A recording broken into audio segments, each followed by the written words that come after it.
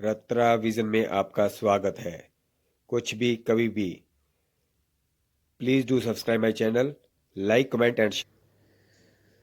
Hello दोस्तों, कैसे हैं? अभी भी मैं आपके साथ आज डिस्कस कर रहा हूँ मणि महेश यात्रा की। और लास्ट वीडियो में मैंने आपको बताया था कि अभी रास्ते वगैरह बंद हैं। और लेकिन गवर्नमेंट की तरफ से एक नोटिफिकेशन है, वो मैं आपके साथ शेयर कर दूंगा। साथ में इसका जो लिंक है वो भी आपके साथ शेयर कर देता हूँ। मैं डिस्क्रिप्शन में आप देख लीजिएगा लिंक।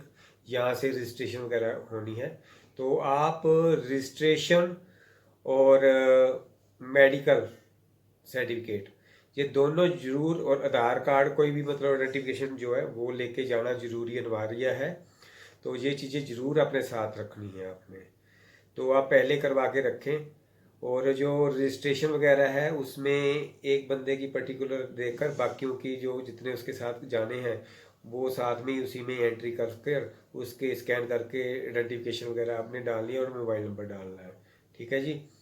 तो ये जो नोटिफिकेशन है मैं पढ़ के भी बता देता हूँ, आपको साइट पर भी मिल जाएगी। तो फिर भी मैं आपके साथ शेयर कर देता हूँ, तो आप सुन लीजिए। सर, जो हिमाचल गवर्नमेंट की तरफ से तो 12 तारीख को, 12 अगस्त को ही बोल दिया था कि आप आ सकते हो। और वहाँ पर आपको जो श्रद्धालु वहाँ पर पहुँचना चाहते हैं तो उनको सारी सुविधाएं 12 तारीख से मिलनी शुरू हो जाएंगी।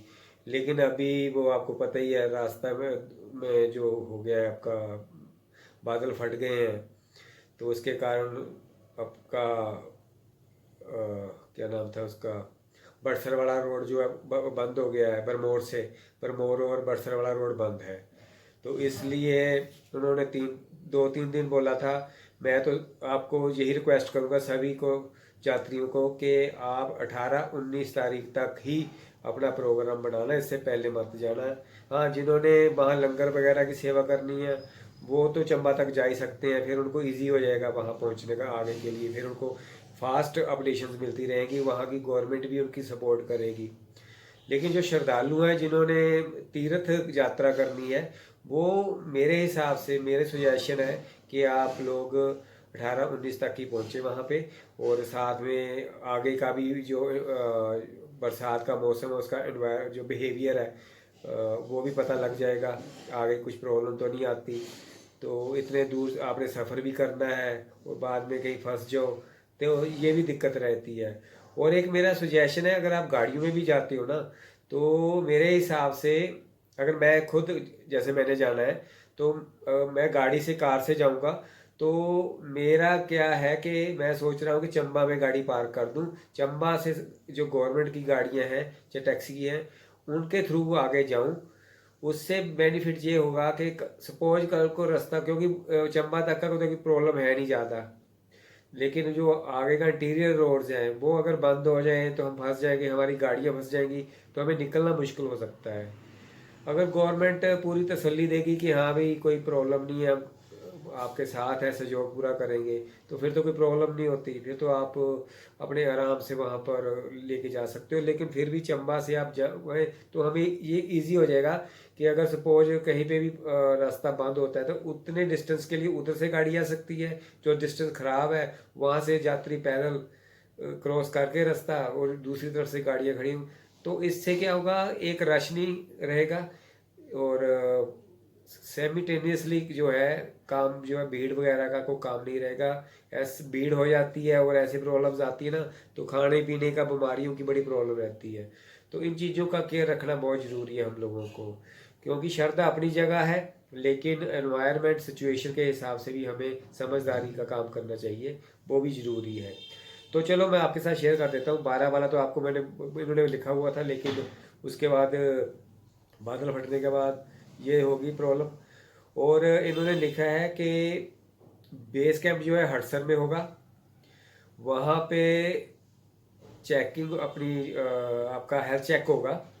हेल्थ चेक करने के बाद ही आपको, अगर आप फिट हो, आप जाने के लिए, आपको सांस की प्रॉब्लम नहीं है, जहाँ कोई और कोविड वगैरह जो कुछ इस तरह की, जब बुखार वगैरह है, तो इस तरह के लोगों को उन्होंने परमिशन नहीं देनी है, आगे जाने की अनुमति अनुमति नहीं मिलेगी। तो इसका ध्यान रखिए, जो भी है फिट आए, मतलब अपने आप को ख़राब ना करें, क्योंकि किसी को कुछ नहीं जाता है, जो फंसता है उसी को पता लगता है। बाकी तो गवर्नमेंट ने तो साथ देना ही है, लेकिन जो जिसकी पर्सनल प्रॉब्लम होती है ना, दिक्कत उसी को रहती है, उसकी फैमिली को रहेगी और उसको खुद को रहेगी। तो ये चीज़ों का आप हमेशा ध्यान रखना। श्रद्धा अपनी जगह होती है, ये मैं अब भी आपको बोल रहा हूँ। और मणि महेश की यात्रा के दौरान उन्होंने बोला है कि पंजीकरण करा देना, मैं उन्हें लिंक डाल दूंगा रजिस्ट्रेशन, वो आप देख लीजिएगा, वहाँ पे रजिस्ट्रेशन करा दीजिएगा। उसके बाद मेडिकल सर्टिफिकेट लेके आना है साथ में, और आपका मेडिकल सर्टिफिकेट के साथ ही आपका हर सर में चेकअप होगा। उसके बाद रणनीति मिलेगी। उसके बाद उन्होंने बोला है कि अकेले यात्रा नहीं करनी है, साथियों के साथ यात्रा करनी है, और धीरे धीरे चढ़ाई करनी है। कहीं पे भी सांस फूलता है तो वहाँ रुक जाना है, अपने शरीर को ज़्यादा जोर नहीं देना कि हम जल्दी सफ़र जो है क्रॉस कर लें। तय करना भी एक मुश्किल बन जाती है इंसान के लिए। तो सांस फूलता है तो वहीं रुक कर बैठ जाए थोड़ी देर के लिए, क्योंकि जैसे जैसे हम ऊपर जाएंगे ऑक्सीजन लेवल कम होता जाता है, तो हमारी बॉडी को ये चीज़ों का रेगुलर हमारी वो नहीं होती ना। जैसे हम मेट्रो सिटीज़ में रहते हैं, नॉर्मल सिटीज़ में रहते हैं, तो हमारी फिटनेस अलग तरह की होती है, और जब हम हाई पीक पे जाते हैं तो हमारी जो हेल्थ है उसके अकॉर्डिंग उसको टाइम लगता है ढलने के लिए। तो इन चीज़ों का ध्यान रखना है आपने। और इन्होंने बोला है कि प्रशासन ने जो रास्ता आपको दिया हुआ, जहाँ पे उन्होंने बताया हुआ है वहाँ पे निशान लगे होंगे, वहीं से जाना है। ठीक है जी। और सफाई का ध्यान रखना है, गंद नहीं डालना है। और अगर कुछ जो तीर्थ यात्री या श्रद्धालु हैं उनको जड़ी बूटियों की नॉलेज है, तो वो जो वहाँ पे बेस कैंप है वहाँ पे उनकी हेल्प कर सकते हैं कि ये जड़ी बूटियाँ किस चीज़ के लिए है, वो उनकी वहाँ पे हेल्प कर सकते हैं। और किसी तरह के भी यात्री को वो जड़ी बूटियों की रिक्वायरमेंट हो सकती है। ठीक है जी। और उसके बाद उन्होंने बोला है कि इसको तीर्थ यात्रा की तरह करे, ये पिकनिक स्पॉट नहीं है, हुल्लड़बाजी नहीं करनी है वहाँ पे, और आराम से धार्मिक यात्रा की तरह इसको पूरा आपने जाना है महादेव के पास, वहाँ उनके दर्शन करने हैं और श्रद्धालुओं की तरह वापस आना है। और जो भी आप दान करोगे, जो भी चढ़ावा चढ़ाओगे, वो ट्रस्ट के दान पात्रों में ही डालना है, किसी को भी हाथ में नहीं पकड़ाना है। ठीक है जी। और कोविड के नियमों का पालन करना है। पहचान पत्र, आधार कार्ड अपने पास रखें। और जो यात्रा है इस टाइम उन्होंने बोला है कि मणि में यात्रा के दौरान क्या ना करें, क्या नहीं आपने करना है, उसका ध्यान रखें। सुबह 4 बजे से पहले और शाम 5 बजे के बाद बेस कैंप हड़सर से यात्रा ना करें। ठीक है जी।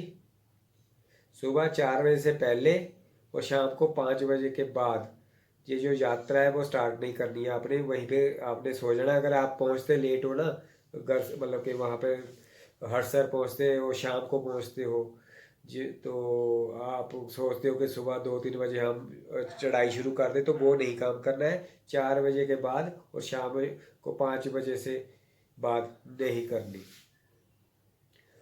और साथियों को ना छोड़ें, अपने जो साथी साथ में हैं उनको उनका साथ नहीं छोड़ना। और ज़बरदस्ती के लिए चढ़ाई ना करवाएं कि दूसरे को चल चल कुछ नहीं होता। तो एक दूसरे को मतलब के साथ लेके चलना। अगर किसी का सांस फूलता है तो आपने भी उसके साथ बैठ जाना है और उसको छोड़ के नहीं जाना। और जूते वगैरह ऐसे पहने हैं जो चढ़ाई में चढ़ सको, मतलब कि स्लिप फिसलन फिसलन वाले जूते नहीं होने चाहिए, उनका ध्यान रखना है आपने। और जहाँ वो वहाँ पर जो भी जड़ी बूटियाँ लगी हैं, अगर आपको जैसे नॉलेज नहीं, जैसे मुझे नॉलेज नहीं है, तो उनके साथ छेड़खानी नहीं करें, कई बार जहरीले भी होते हैं। तो इसलिए किसी भी पौधे वगैरह जड़ी बूटी को हाथ नहीं लगाना, ये ध्यान रखना आपने। और मांस मदिरा इत्यादि का सेवन नहीं करना है। इसको धार्मिक यात्रा की तरह ही आपने पवित्रता का ध्यान देना है। और पवित्र मणिमहेश डल झील के आसपास कचरा, गीले कपड़े और स्नान उपरांत अवरोध वस्तु इधर उधर मत फेंके। नज़दीक कहीं पे भी वहाँ पे जो डस्टबिन वगैरह कूड़ादान होगा वहीं पर आपने वो सारा वहाँ पे डंप करना, आपने डालना है, ठीक है जी। और यात्रा के दौरान चप्पल का प्रयोग मत कीजिए। आप वो जो होते हैं फ्लीट वगैरह होते हैं जो ट्रैकिंग करने वाले, उनके साथ आप इस यात्रा का मतलब आनंद लें। और क्योंकि दुर्गम कह रहे हैं कि रास्ते हैं तो चोट वगैरह नहीं लगती अगर कहीं पैर वगैरह फिसलता है। चप्पल से क्या होता है, गीले पैर हो जाते हैं तो फिसलने का डर रहता है। तो जो बूट शूज़ भी लेने हैं आपने, बूट वगैरह, तो उनके नीचे भी वो स्पाइस वो क्या होती है, हील्स नेल्स वगैरह होती है ना, नेल्स वगैरह कहते हैं उसको, तो वो हल्की फुल्की होनी चाहिए जिससे मतलब वो क्या कहते हैं, फिसले ना। और लिखा है इन्होंने कि शॉर्टकट मत अपनाना, जो रास्ता बताया गया उसी रास्ते से आपने ट्रैवल करना है। प्लास्टिक का बिल्कुल प्रयोग नहीं करना है, प्लास्टिक बिल्कुल बैन हो चुकी है, तो इस चीज़ों का ध्यान रखना। और कोई भी ऐसा कह रहे हैं कि कोई भी काम ऐसा नहीं करना है जिससे वातावरण दूषित हो। और मैंने बहुत देखा है, वो वहाँ के हिमाचल के लोग होते हैं जो टेंट वगैरह रखते हैं ना, तो वहाँ पे वो सिगरेट बीड़ी पीते रहते हैं। इनको हिमाचल गवर्नमेंट को ये भी होना चाहिए कि ये चीज़ें भी उनकी बंद कराएं, क्योंकि जो श्रद्धालु आते हैं कईयों को ऑक्सीजन की प्रॉब्लम होती है, तो टेंटों में होते हैं, तो उन जो साथ में वो श्रद्धालु आए होते हैं वैसे थके होते हैं। तो इन चीज़ों का गवर्नमेंट को भी ध्यान रखना चाहिए कि सिगरेट बीड़ी वगैरह भी बैन होनी चाहिए वहाँ पीने के लिए। ठीक है, बाबा जी हमारे जो मर्जी करते हैं, वो गॉड है, परमात्मा है, लेकिन हम उनका मुकाबला नहीं कर सकते। अगर वो भांग खाते थे या पीते थे, जो भी करते थे, तो हम ये नहीं है कि हम उनकी बराबरी करेंगे। तो उनको परमात्मा की तरह हम देखें, और उनके बाद जब जाएं तो श्रद्धा निष्ठा के साथ जाएं वहाँ पे। और इसमें इन्होंने क्या लिखा है,